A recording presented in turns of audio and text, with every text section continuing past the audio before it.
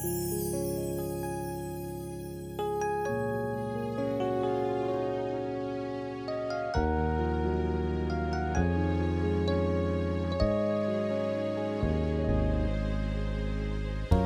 never find a story in a fairy tale, but she wasn't like the other women at the well. Her life was full of pain, hurt, rejection, and loneliness. She didn't want to show, but Jesus saw the desert in her soul. Drink from this water, drink from this water, and you'll never thirst again. Drink from this water, drink from this water, and you'll never thirst again.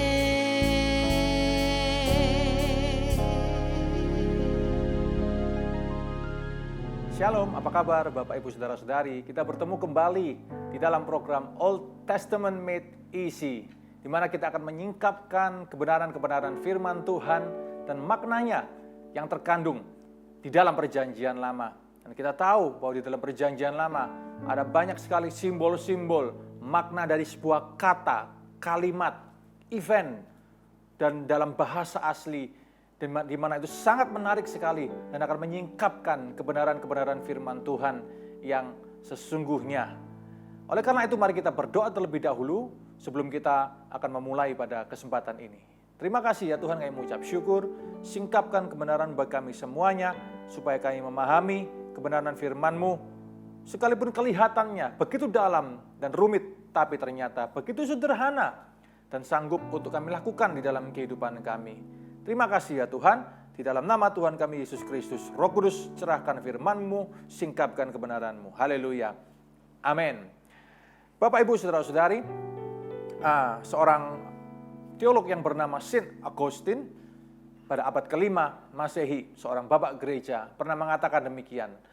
The Bible is deep enough for an elephant to swim and shallow enough, yet shallow enough for a child not to drown. Alkitab itu demikian dalamnya, seolah-olah bahkan gajah pun bisa berenang di dalamnya. Tetapi di satu sisi yang lain, Alkitab itu juga bisa dangkal. Artinya apa? Sederhana, di mana bahkan seorang anak kecil pun tidak akan tenggelam. Di sanalah kekayaan Alkitab sebetulnya. Apalagi di dalam perjanjian lama yang begitu indah kalau kita memahami dan mengerti seluk-beluk di dalamnya. Dan untuk kesempatan kali ini kita akan melihat satu makna kata dari sebuah kata di dalam bahasa Ibrani dalam perjanjian lama, yakni kata shofet. Shofet ini berarti hakim di satu sisi, tetapi di satu sisi yang lain bisa bermakna sebagai yang menyelamatkan. Jadi yang mana? Hakim ataukah hakim yang menyelamatkan? Kita akan lihat bersama-sama. Saudara, mari kita buka terlebih dahulu di dalam kitab Yesaya pasal ke-33 ayat yang ke-22. Ya. Dikatakan sebab Tuhan ialah hakim kita, Tuhan ialah yang memberi hukum bagi kita, Tuhan ialah Raja kita, Dia akan menyelamatkan kita. Ayat ini sebetulnya melambangkan makna yang mencakup pengertian kata shofet. Orang-orang Ibrani ketika mengalami sebuah tragedi atau mungkin ditinggal mati oleh seseorang yang dikasihi, selalu berkata demikian di dalam doanya, saudara.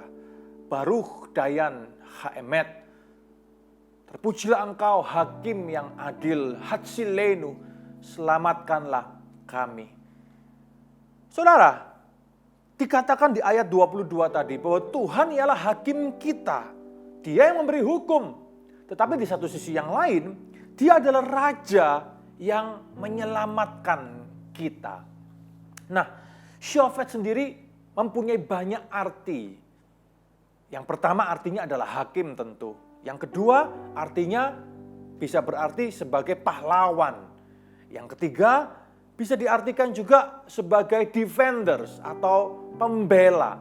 Tergantung makna dan konteks dari kalimatnya yang mana. Tetapi di dalam pemahaman ini bisa kita simpulkan bahwa judgment, ya, penghakiman and salvation dan keselamatan itu mempunyai makna yang sinonim, saudara.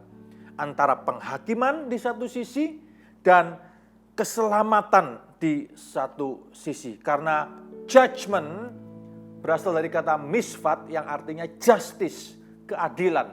Penghakiman, keadilan, dan menyelamatkan adalah seperti dua sisi dari sebuah koin. Di mana ada penghakiman, di situ ada keselamatan. Di mana ada penghakiman, di situ pasti ada keadilan, dan keadilan itu akan menyelamatkan. Hal ini sangat penting sekali, di mana mungkin dalam setiap hari dalam kehidupan kita melihat kabar dan kita mendengar, saudara, kita membaca di media sosial, di media elektronik, dimanapun juga, bahwa seolah-olah hukum terbalik. Seolah-olah yang salah menjadi benar, yang benar menjadi salah. Kejadian-kejadian yang kita lihat, ketidakadilan yang kita lihat hampir setiap hari di masyarakat kita, ini bukan sesuatu yang baru. Itu sudah terjadi lama. Bahkan pada waktu zaman Alkitab ditulis pun, karena manusia sudah jatuh ke dalam dosa, apa yang benar bisa jadi salah, bukan? Yang salah bisa jadi benar. Karena penghakiman manusia tidak pernah adil, penghakiman dunia itu tidak pernah adil. Alkitab juga mengatakan dalam perjanjian baru, Rasul Paulus mengatakan, jangan mencari penghakiman keadilan dari dunia. Mengapa, saudara? Karena memang tidak akan pernah adil, tidak akan pernah fair di dalam keadilan itu. Tetapi kalau kita melihat lebih dalam lagi makna dari kata shofet, penghakiman, keadilan, dan yang menyelamatkan, maka disinilah Allah menuntut bahwa sebuah penghakiman harus penuh dengan keadilan. Kalau kita melihat tayangan ini hari ini, kalau saudara adalah aparat penegak hukum contohnya, dalam level apapun juga, dalam profesi apapun juga, dengarlah firman Tuhan ini. Allah ingin Anda membawa sebuah keadilan bagi masyarakat. Keadilan yang benar-benar, yang sesungguhnya. Membawa sebuah penghakiman yang benar. Karena itu menyenangkan hati Tuhan. Karena Allah disebut sebagai Allah yang adil pula. Allah tidak pernah bengkok di dalam penghakimannya. Allah tidak pernah bengkok di dalam keadilannya. Dan keadilan itulah yang akan menyelamatkan. Saudara, mungkin Anda mengalami tantangan-tantangan dalam tugas Anda sebagai abdi negara contohnya. Di mana ada tawaran-tawaran tertentu untuk berusaha mengubah apa yang salah menjadi benar. Disinilah iman kita diuji, iman Anda diuji. Apakah Anda menerima tawaran dunia itu, ataukah Anda tetap berpegang pada prinsip keadilan, penghakiman yang benar, dan memberi keadilan bagi masyarakat. Hati nuranimu akan berbicara. Roh Kudus menerangi, karena Roh Kudus adalah nur, cahaya. Hati nurani yang menerangi hati nurani kita akan selalu berkata kepada diri kita, berikanlah penghakiman yang adil, berikanlah keadilan yang sesungguhnya untuk menyelamatkan mereka yang memang layak mendapatkan keadilan.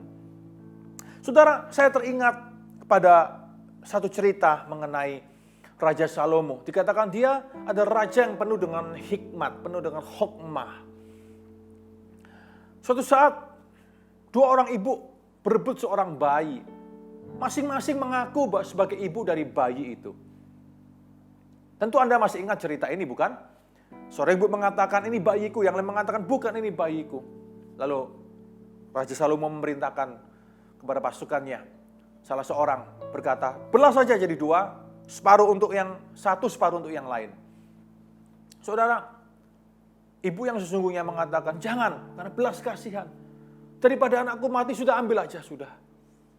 Ibu yang satu, yang bukan sebagai ibu asli dari anak ini berkata, fair enough, cukup adil.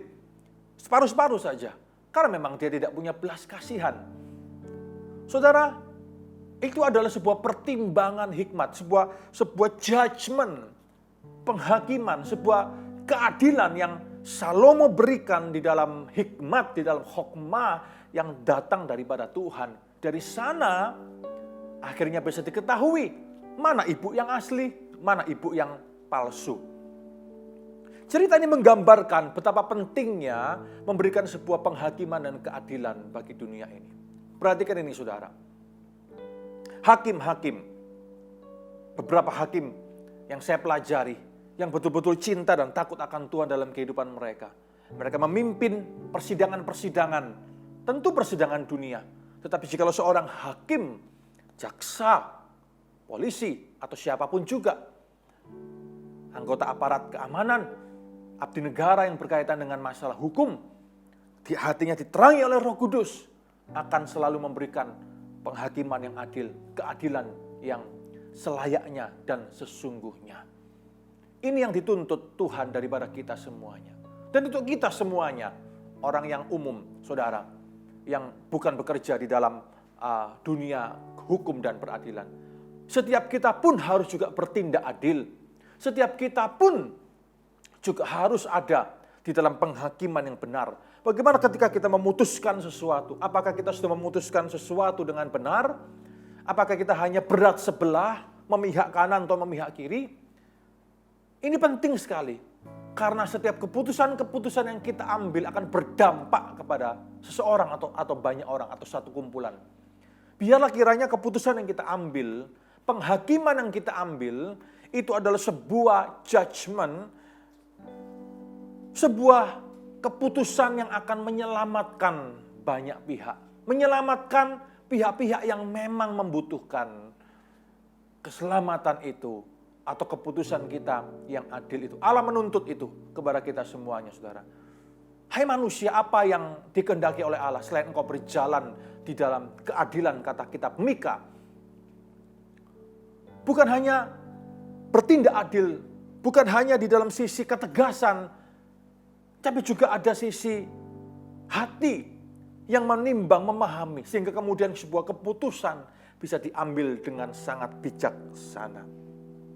Oleh karena itu, seorang hakim dalam perjanjian lama, pada waktu itu dituntut untuk betul-betul mencintai Allah, mencintai hukum, mencintai keadilan, supaya dia bisa memberikan keputusan-keputusan yang adil bagi semua orang, yang menyelamatkan rakyat yang memang membutuhkan keselamatan dari penyamun-penyamun keadilan pada waktu itu. Dan lihat saudara, Allah kita disebut sebagai hakim yang adil, raja yang menyelamatkan. Tuhan ialah hakim kita.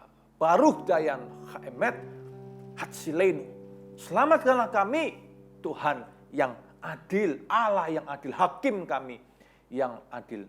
Tahukah saudara, bahwa nanti pun juga dalam kedatangan Kristus yang kedua kali, bahwa dia akan memerintah kita sebagai raja dan sebagai hakim, bukan? Kristus akan datang untuk yang kedua kali bukan lagi sebagai seorang bayi, tapi sebagai seorang hakim dan raja yang akan menghakimi tahta pengadilan Kristus. Wahyu pasal ke-20. Dia akan menghakimi semua orang, besar, kecil, tua, muda, miskin, kaya, tidak ada lagi perbedaan di hadapannya. Semua akan dihakimi. Menurut apa saudara? Perbuatannya. Jangan bicara perbuatan tidak penting. Jangan berkata bahwa hanya iman yang penting. Iman dan perbuatan itu satu paket saudara. Tidak bisa dipisahkan.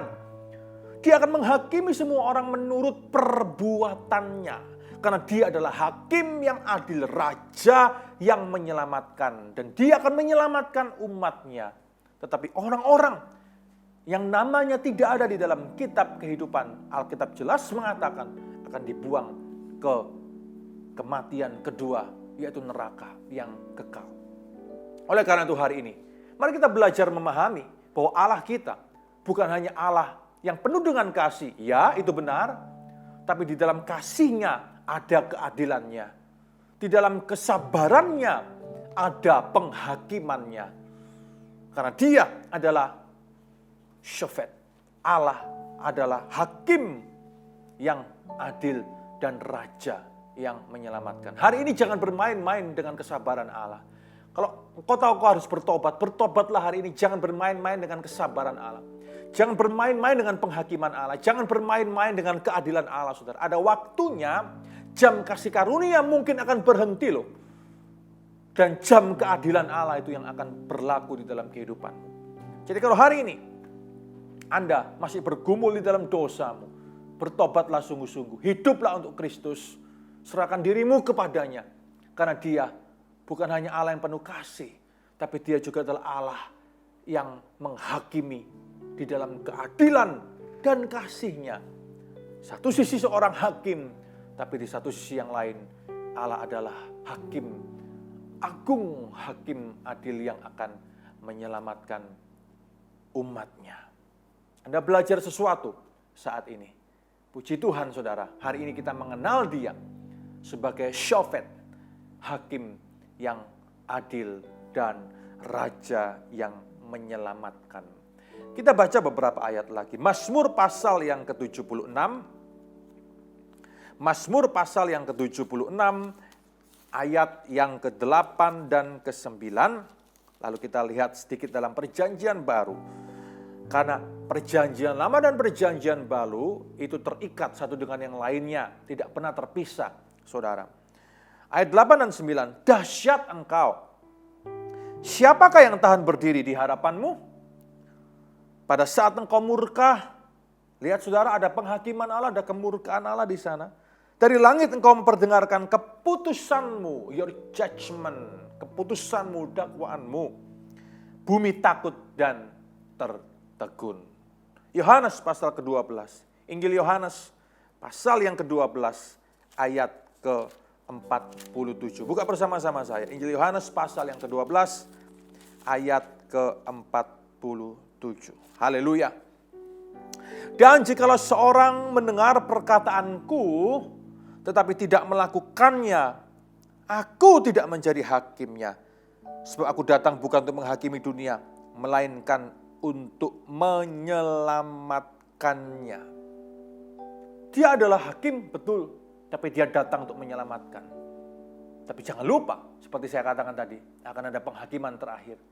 Di tahta putih pengadilan Kristus, semua orang akan dihakimi. Oleh karena itu hari ini, mari kita hidup sungguh-sungguh untuk Kristus. Hidup dalam pertobatan sungguh-sungguh. Mengerjakan keselamatan kita, selama Tuhan masih kasih kita nafas kehidupan. Hiduplah sungguh-sungguh untuk Kristus dan takutlah akan Dia. Fear God, hormatilah Dia, respect, honor Him. Hormati Allah. Takut akan Allah itu berarti menghargai, menghormati Dia. Honor Him with your life, with your deeds, dengan apa yang kau lakukan selama engkau hidup di dunia ini. Puji Tuhan. Mari kita berdoa bersama-sama. Tuhan Yesus, terima kasih Kau mengajarkan kami bahwa Engkau adalah Allah, hakim yang adil dan penyelamat yang adil pula. Terima kasih ya Tuhan, hari ini kami akan hidup takut akan Engkau, hidup menghargai, menghormati Engkau dalam kehidupan kami. Karena Engkau adalah hakim yang adil dan Engkau juga adalah hakim yang menyelamatkan kami. Terima kasih ya Tuhan, kami bersyukur kepadamu buat apa yang kami pelajari hari ini. Terpuji namamu, di dalam nama Tuhan kami Yesus Kristus kami berdoa, mengucap syukur. Haleluya. Amin. Amin. Amin. Saudara, Tuhan Yesus memberkati kita semuanya. Shalom. Aleichem. Beshem. Hamashiach. God bless you all. From this water, drink from this water, and you'll never thirst.